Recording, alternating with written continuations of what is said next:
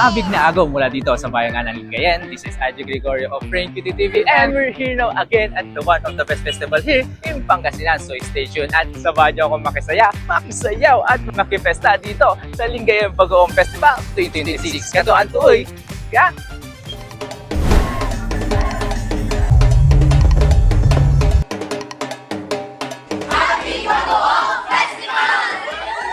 Sa okasyong ito ay bida ang isang klase ng sausawan na kung tawagin nga ay bagoong.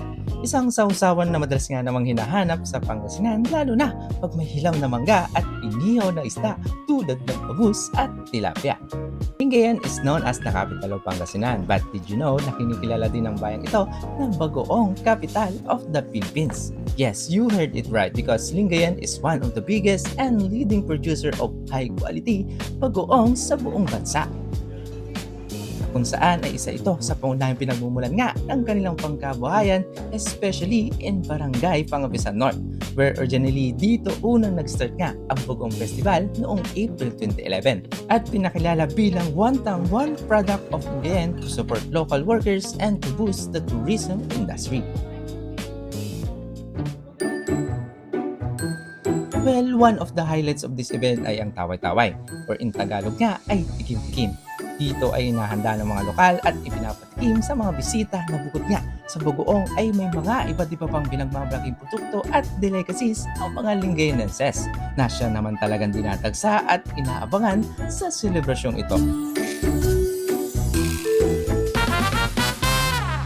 At kasabay nito ay pinakita ng mga iba't ibang kalahok sa Lutong Lingayen Cooking Competition ang kanilang talento at creativity sa paggamit nga ng bagoong as their main ingredients sa pagluluto. Makikita mo nga ang kanilang iba't ibang diskarte, technique at kung paano lalabigyan ng twist ang kanilang mga ihahaing recipe na talaga naman nakakabilib at nakakagutom kaya nakitikim na rin tayo. So titikman din natin yung isang luto ng timpang cooking na crispy pata with gata. Ano po naging sekreto niyo sa pagluluto nitong Pagmamahal. Ayan, pagmahal po si ma'am. Kapag nagmamahal ka, masarap ka magluto, correct? Kala ko pag masarap ka magmahal, masarap ka rin po. Dahil sa masarap na sausawan ng bagoong, syempre di mawawala ang hiyawan.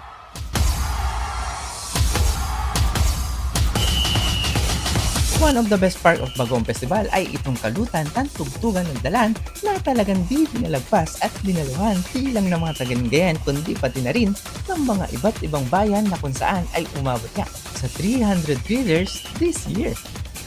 I was truly amazed by the people of Lingayen. Imagine na kahit mausok at mainit na ihawan, still you can see the enjoyment of everyone. Na gustong-gusto talaga makisaya at experience ang kalutan at tugtugan ng dalan dito sa Bagoong Festival 2026. Maraming salamat sa inyong lahat, yung mga taga-ibang bayan. Maraming salamat sa inyong pagdalo para makita nyo kung paano namin sinelebrate ang kalutan at dalan. Katun, next year lamat, imbita niya kayo lamat. Yan, bila sa celebration, paano manuntan at nanano nyo lamat kung paano sa improvement yan nagawala mo kung saya. Katun, dayo tayo again. This is Adjo Gregorio of Frank Cutie TV na laging nagsasabing stay pogi and healthy.